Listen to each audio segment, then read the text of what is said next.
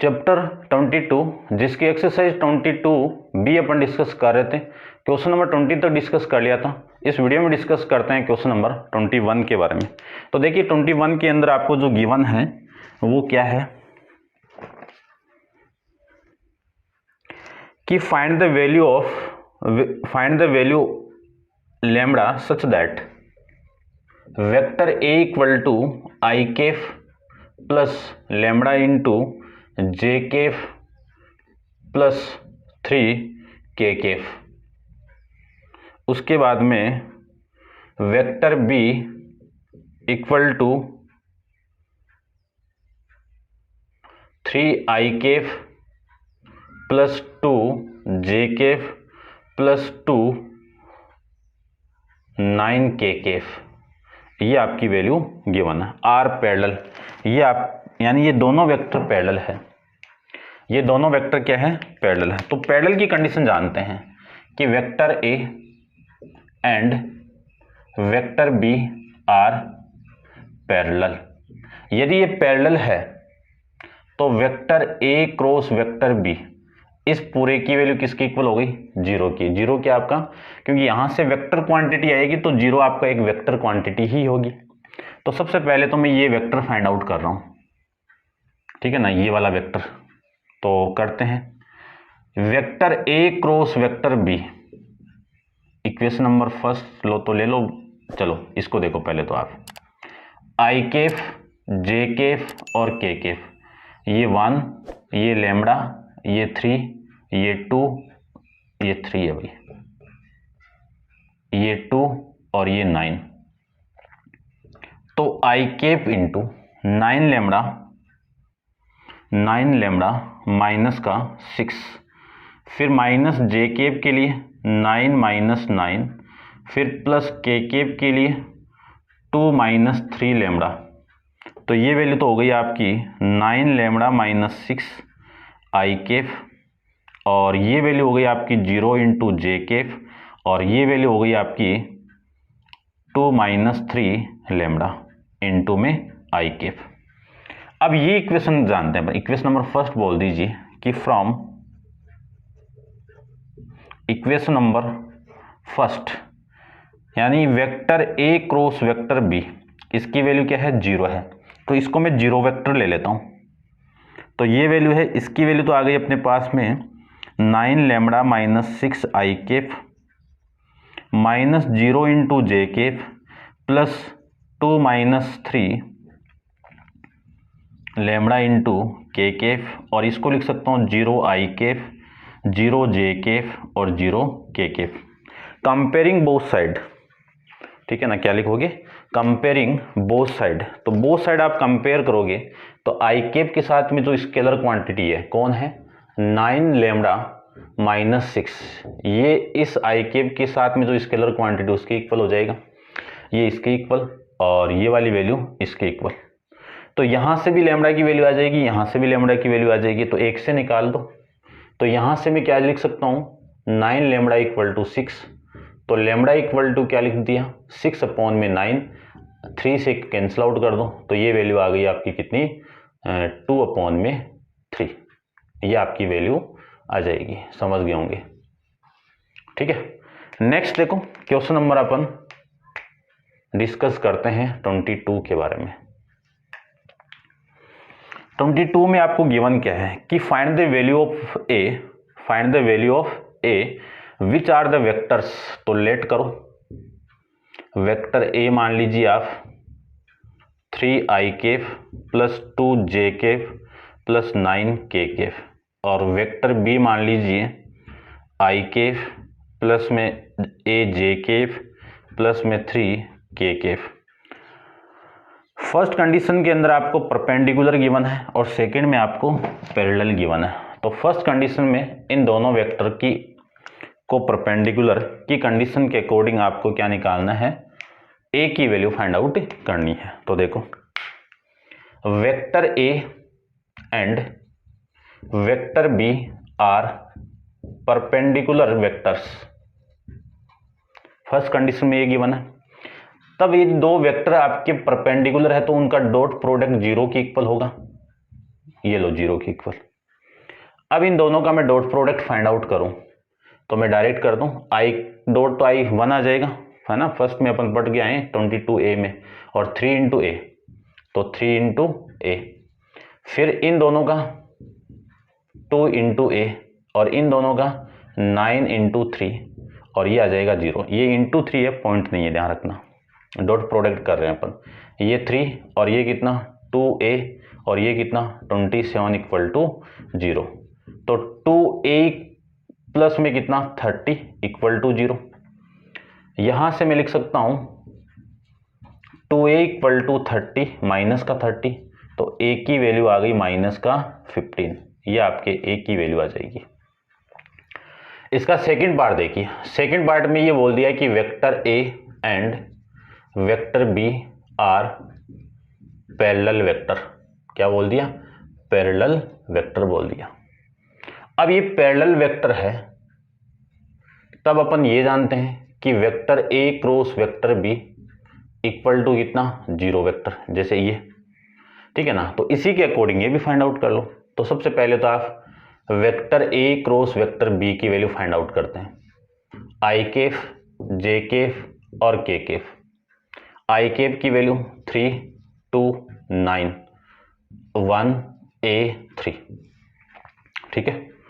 उसके बाद में अब इसको मैं सोल्व करूं तो ये कितना 9 माइनस 9a, और जे कैप के साथ में इसको सोल्व करूं तो 9 माइनस 9, फिर प्लस के कैप के साथ में इसको सोल्व करें तो ये वैल्यू आएगी आपकी 3a माइनस का 2, ठीक है ना, mistake, 9 minus 9a।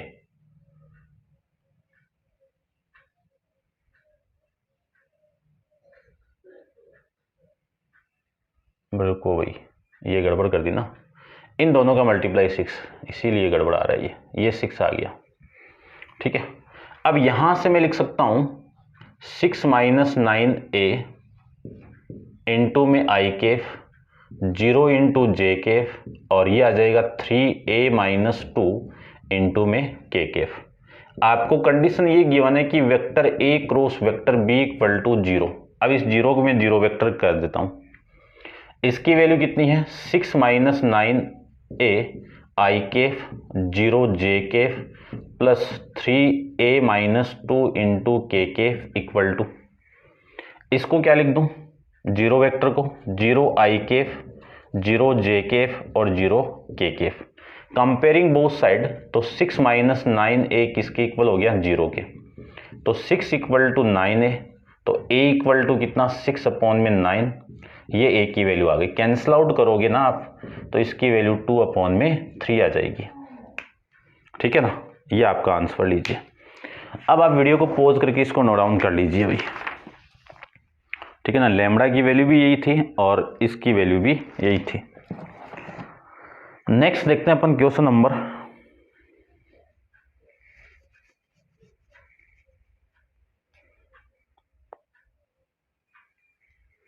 Question number 23 के बारे में। तो आप वीडियो को पॉज करके इसको नोट डाउन कर लीजिए।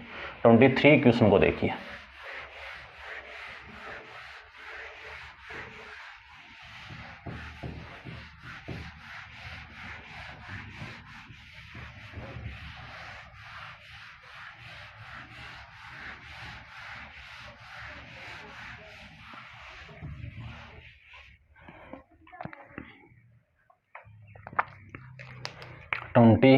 थ्री क्वेश्चन क्या गिवन है, देखो ध्यान से देखना, थोड़ा सा अलग टाइप का क्वेश्चन है।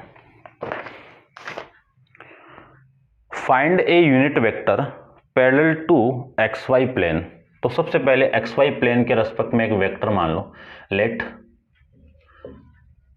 Vector A is parallel to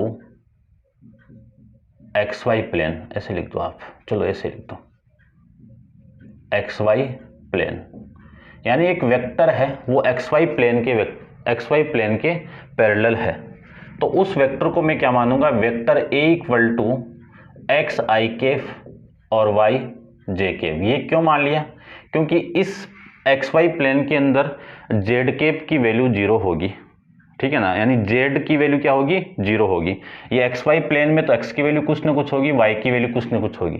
तो ये तो हो गई आपकी इक्वेशन नंबर, चलो इसको बाद में देते हैं। फिर बोल दिया एंड परपेंडिकुलर टू वेक्टर, ये वाला वेक्टर वेक्टर b के परपेंडिकुलर है। तो vector a equal to vector b ले लो इसको, vector b equal to 4i cap 3j cap और प्लस में k केफ। आपको वेक्टर a का यूनिट वेक्टर फाइंड आउट करना है। तो देखो क्या करना है, ध्यान से समझना।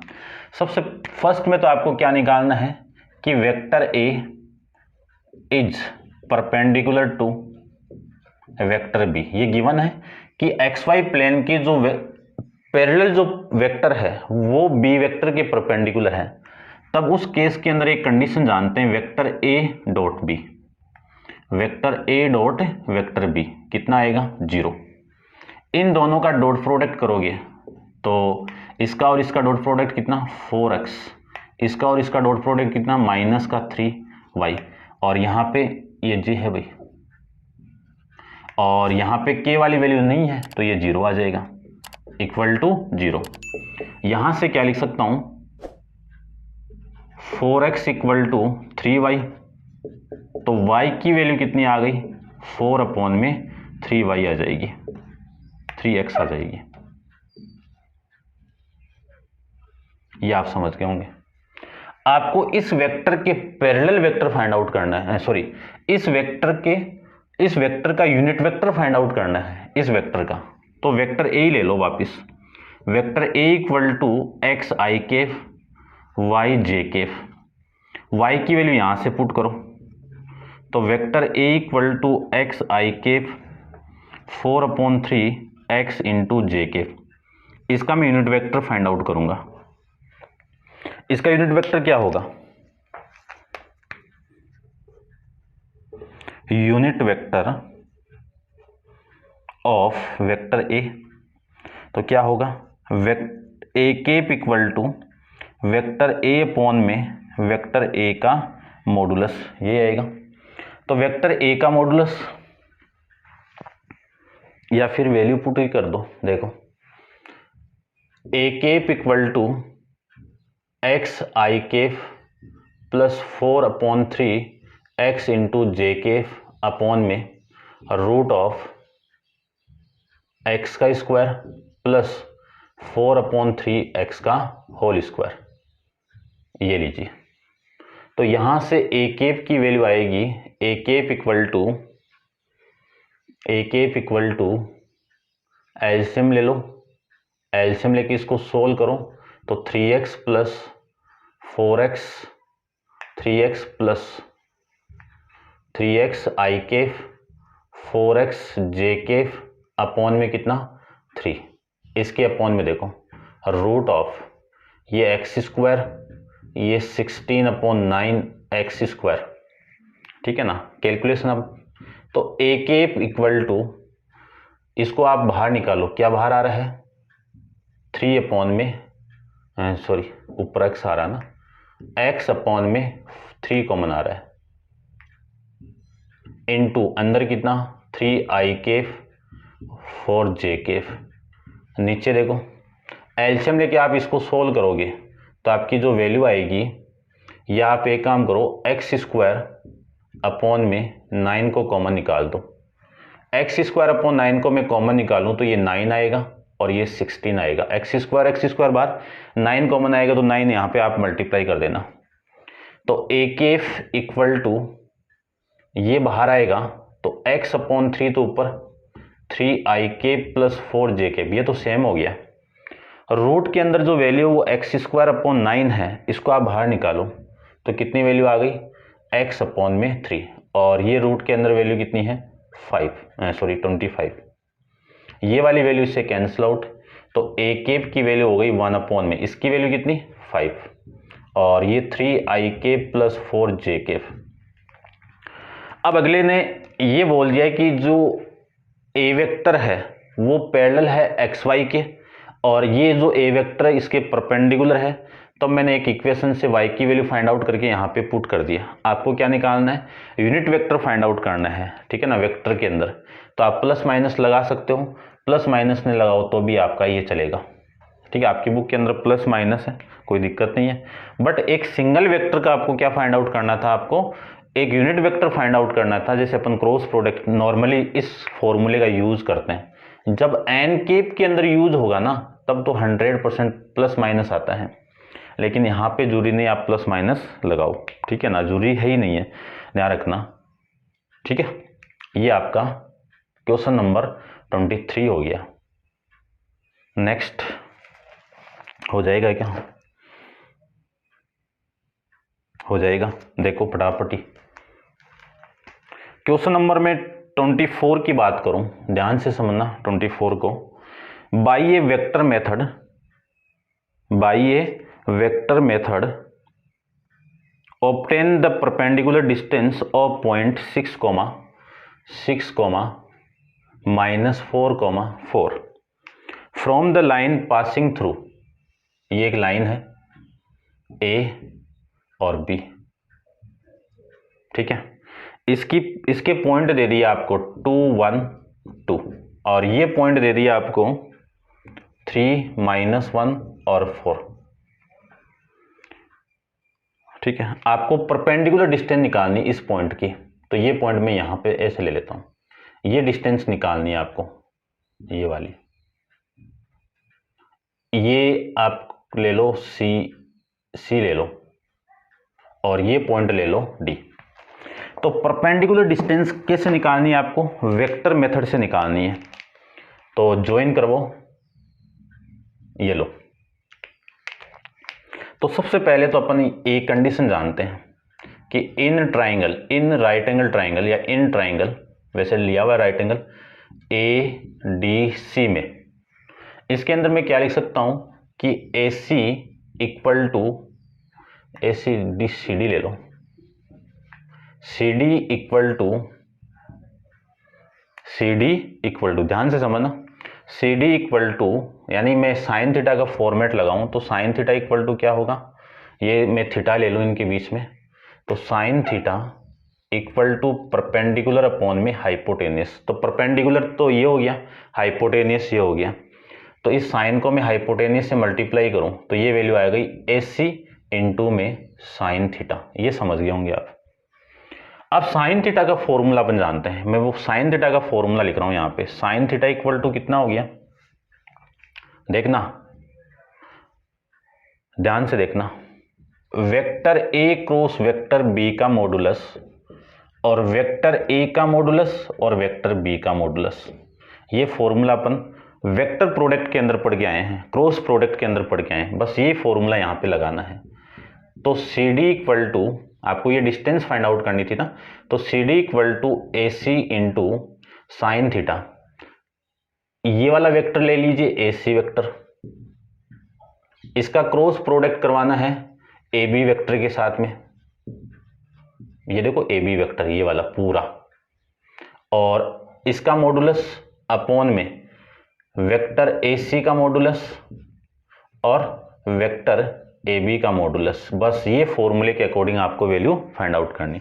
एक चीज यहां पे ये जानते हैं अपन, वेक्टर AC का मॉडुलस एज एक AC होगा, ठीक है ना, लेंथ को रिप्रेजेंट करता है ना मैग्नीट्यूड, तो AC into AC vector cross AB vector का मॉडुलस अपॉन में AC इंटू SB वेक्टर का मॉडुलस। ये वाली वैल्यू से कैंसिल आउट, यानी vector AC cross AB vector upon में AB वेक्टर। बस अब ये वैल्यू आ जाएगी ना अपने पास में, तो लेंथ CD आ जाएगी आपको, ठीक है ना, समझ गए होंगे। चलिए अब मैं AC और AB फाइंड आउट कर रहा हूं, देखना ध्यान से, टाइम हो रहा भाई मेरा भी, मैं फटाफट कर देता हूं, मिस्टेक ना हो जाए बस। AC वेक्टर देखो, AC वेक्टर, AC की वैल्यू कैसे आएगी, C में से ये माइनस करना है, तो C 6 - 2 कितना 4i कैफ, -4 और माइनस ये कितना माइनस का 5j कैफ, 4 - 2 कितना +2k कैफ, समझ गए होंगे, ठीक है। अब मैं A B vector find out कर देता हूँ। तो ए बी वेक्टर को मैं फाइंड आउट करूँ तो 3 में से 2 माइनस करो, आई केप -1 और -1 2 जे केप माइनस का, और 4 - 2 कितना 2 के केप। इसका आप मॉडुलस फाइंड आउट करोगे ना, तो वेक्टर ए बी का मॉडुलस क्या आएगा, 1 का स्क्वायर 1 -2 का स्क्वायर 4 और ये 4, यानी वैल्यू आ गई इसकी 3। ठीक है, समझ गए होंगे। अब आप A C vector cross A B vector find out करो। इसकी वैल्यू देखो, I cap J cap K cap, ये 4 ये 5 ये 2, ये 1 -2 और ये 2।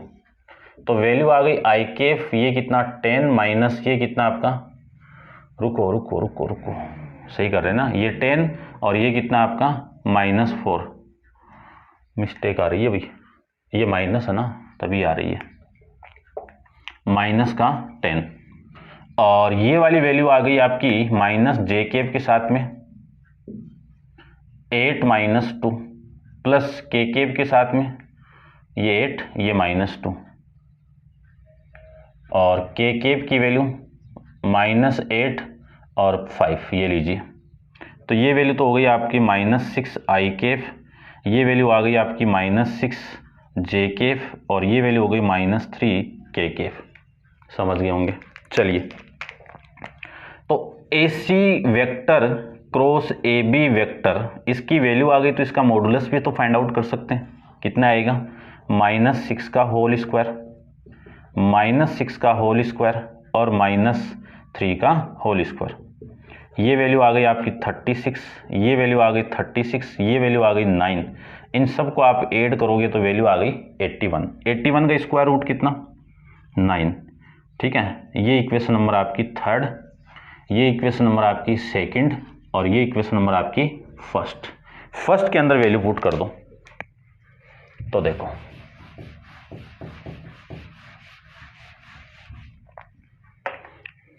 Put equation number 2nd and 3 in equation number 1st में पुट करो। तो 1st में पुट करूं तो सी डी आपकी लेंथ आ जाएगी, इसकी वैल्यू कितनी 9 और इसकी वैल्यू कितनी 3, कैंसिल आउट करोगे तो 3 यूनिट आ गई। ये आपका आंसर आ जाएगा इस क्वेश्चन का। समझ गए होंगे। तो ये आपका क्वेश्चन नंबर 24 है, कंप्लीट है। अब आप वीडियो को पॉज करके इसको नोट डाउन कर लेना और वीडियो को लाइक शेयर करना ना भूले। और नेक्स्ट क्वेश्चन नंबर 25 अपन नेक्स्ट वीडियो में डिस्कस करेंगे। आज के लिए इतना ही। Thank you.